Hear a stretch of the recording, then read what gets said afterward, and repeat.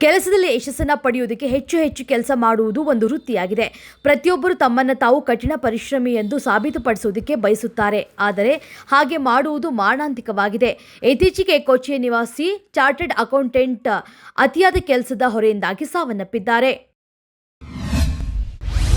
ಮಹಾರಾಷ್ಟ್ರದ ನವಿ ಮುಂಬೈ ಟೌನ್ಶಿಪ್ನಲ್ಲಿ ಅಕ್ರಮವಾಗಿ ತಂಗಿದ್ದ 7 ಬಾಂಗ್ಲಾದೇಶಿ ಮಹಿಳೆಯರನ್ನು ಪೊಲೀಸರು ಬಂಧಿಸಿದ್ದಾರೆ.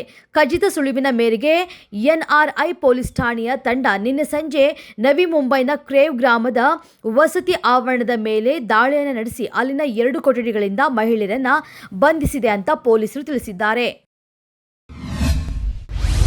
ಸಿಆರ್ಪಿಸಿ 156 ಸಬ್ಸೆಕ್ಷನ್ 3 ಅಡಿ ಎಫ್ಐಆರ್ ಮಾಡೋದಕ್ಕೆ ಮೈಸೂರಿನ ಲೋಕಾಯುಕ್ತ ಎಸ್ಪಿಗೆ ಕೋರ್ಟ್ ಸೂಚಿಸಿದೆ.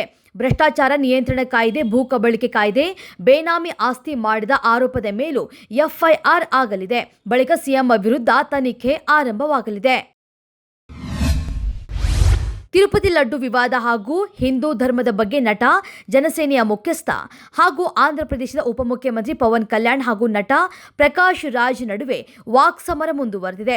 ಪವನ್ ಕಲ್ಯಾಣ್ ಅವರು ಮಾಡಿದ ಟ್ವೀಟ್ ಅನ್ನು ಹಂಚಿಕೊಂಡು ಪ್ರಕಾಶ್ ರಾಜ್ ಅವರು ತಿರುಗೇಟನ್ನು ನೀಡಿದ್ದಾರೆ.